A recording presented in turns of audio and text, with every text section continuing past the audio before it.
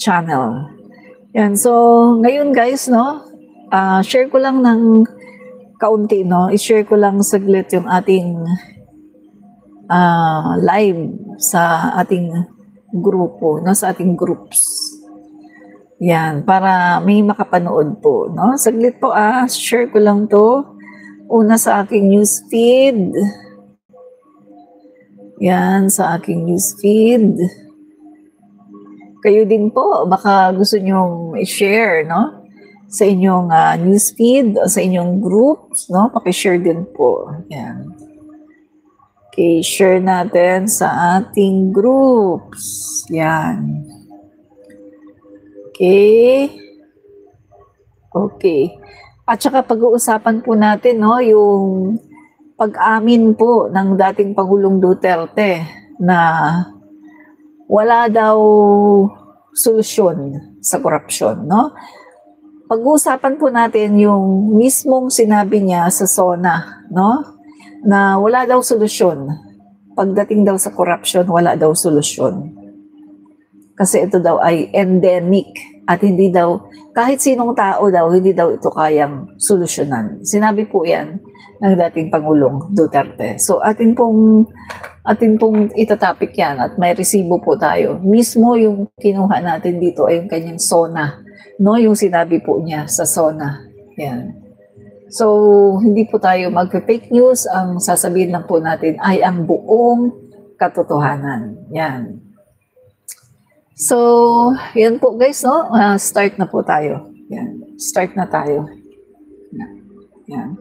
So, ito na mga kaibigan na. Unang-una muna sa lahat ay paalalahanan ko muna kayo. Doon po, kung napanood po ninyo yung mga vlog ko, no, recently, sabi ko po ako'y pupunta sa Luneta bukas. Pero last minute ay nagbago na po ang aking isip, no? At hinihimo ko rin yung aking mga followers na huwag na po kayong pumunta ng Luneta at kayo ay magmasid na lang sa inyong mga bahay at mag-pray.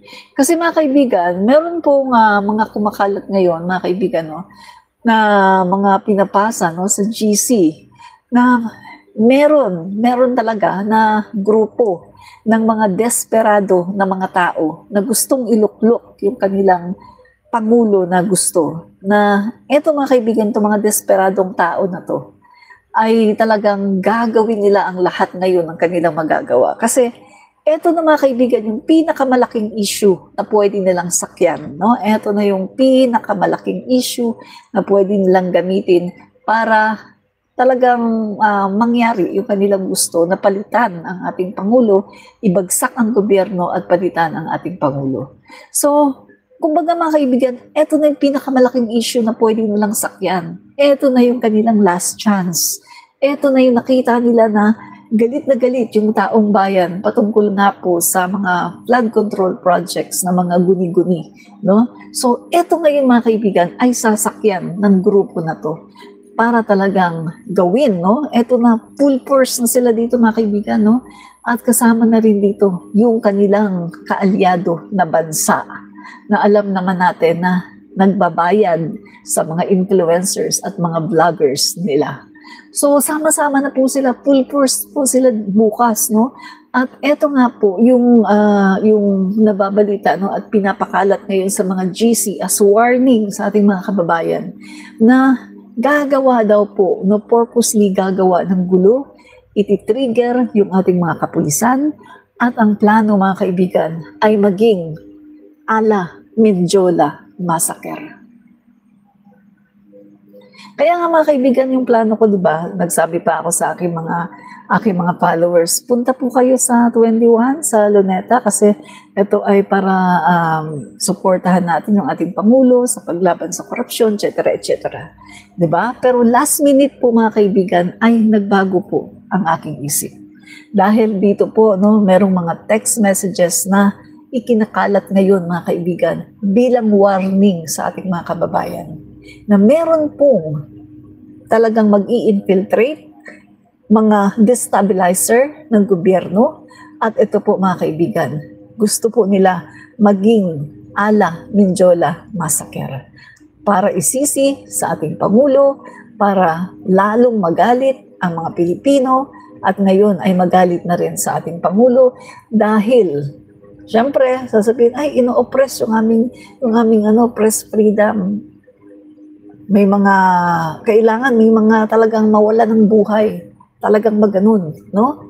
Alaminjola Massacre talaga mga kaibigan, no? Sa panahon po ni Cory Aquino. So ito po ang plano, ito po ang balak ng mga tao na to na gustong i-destabilize ang ating gobyerno, na gustong pababain ang ating Pangulo. Kaya kung ikaw ay nagbabalak bukas, no, follower ko, subscriber ko, kung ikaw ay nagbabalak bukas na pumunta sa Luneta, nagbago na po ang aking isip at maging kayo ay sinasabihan ko na huwag na po kayong pumunta at manalangin na lang kayo sa inyong bahay na hindi magtagumpay ang gustong gawin ng mga destabilizer na ito. Mga kaibigan, ito na yung pinakahuli nilang chance. Kasi ito na yung pinakamalaking issue na pwede nilang sakyan. Kaya bukas mga kaibigan bukas mga kaibigan, tingnan natin, mag-obserba tayo. Bakit natin sinasabi ito ngayon? Para ma-alarma ang mga taong ito. Para ma-alarma sila na, uy, alam na pala ang kanilang mga plano at kanilang mga balak. At mind you mga kaibigan ito ang sasabihin ko sa inyo mga kaibigan. Pag may nangyaring kaguluhan bukas, alam na natin kung sino ang dapat na singilin. Pag may nangyaring kaguluhan bukas, alam na natin kung sino ang gumawa nito. Pag may nangyaring kaguluhan bukas, mga kaibigan, at merong mga nategi, alam na natin kung sino ang sisingilin. Dahil lumaganap na ito sa mga text messages, sa mga grupo, sa mga GC, lumaganap na ito at pinag-uusapan. Kaya mga kaibigan, maging alerto po kayo bukas kung kayo ay pupunta sa rally. Maging alerto, magmatyag, tingnan po ninyo yung inyong mga kasama, yung mga, kung may makikita kayo mga tao na hindi nyo kilala, at tingnan nyo mabuti kung yung merong mga kahina-hinalang kilos, mga kaibigan, magmatyag at isumbong agad sa pulis. Kasi bukas mga kaibigan, magpapalaganap po ang PNP ng 50,000 na mga kapulisan para po talagang magbantay dito sa rally na to. Kaya ito po ang aking sasabihin sa inyo mga kaibigan alam na natin, pag may nangyaring kaguluhan bukas, alam na natin kung sino ang gumawa at alam na natin kung sino ang sisingilin. Diba? So, sinasabi natin agad ito mga kaibigan para at least maalarma sila na alam na natin na sila ang may gawa. Na at least alam na ng mga Pilipino, winawarningan ko na kayo mga kababayan, no? Sa maari nilang gawin or baka naman dahil sa warning na ginagawa natin dito sa social media ay baka matakot sila dahil nga alam na natin na sila ang gagawa nito. So kahit anong kaguluhan na mangyari bukas, lalo na kapag natupad ang kanilang gusto na maging Alaminjola Massacre, alam na natin na sila ang may gawa nito. Diba? Yan po mga kaibigan, yan po ang katotohanan. Kaya guys, magmatsyag kayo bukas sa mga pupunta at mag-pray po kayo, lumayo po kayo doon sa mga tao na hindi naman masyadong kakilala, yung may mga kahina-hinalang kilos. At isumbong nyo kaagad doon sa mga pulis na nakapost doon, sa Luneta. Yan po mga kaibigan, dahil marami po yan. Alam naman natin na ang mga yan ay may kakampi. May mga kakampi sila na mga masasamang loob. Remember? Yung kanilang presidente, nag-hire ng assassin. Yung kanilang presidente, may kinausap na tao para magpategi kay PBBM, kay F. Elisa, kay Speaker Martin Romualdez. Meaning to say, marami silang kilalang masasamang tao, mga hard killer, mga kung sino-sino mang assassin, marami silang kilala. And mind you, kilalang kilala ang kanilang death squad. DDS, Davao Death Squad. Mga kaibigan, no? Kaya alam na natin, pag may nangyari bukas, alam na natin kung sino ang dapat sisihin. Yan. So guys ha, alam nyo na yan. Yan. Yan mga kaibigan, no? So, pangalawa mga kaibigan, ang topic natin, no?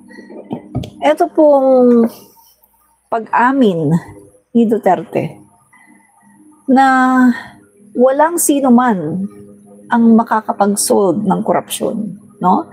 Sinabi po mismo ito ni Duterte sa kanyang SONA na endemic daw ang korupsyon. At hindi daw ito masusolusyonan.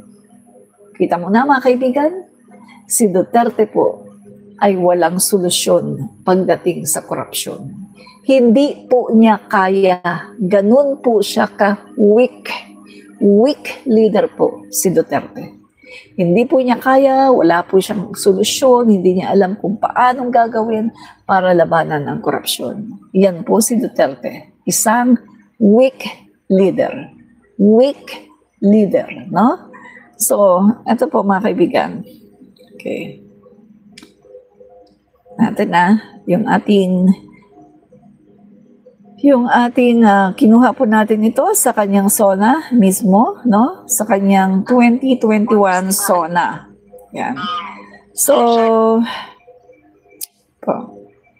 Ito mga kaibigan, no? Okay. Ang sabi po ni Duterte dito, ito po sa kanyang 2021 SONA, bcs.gov.ph, SONA 2021. Ito po ang sinabi ni Duterte.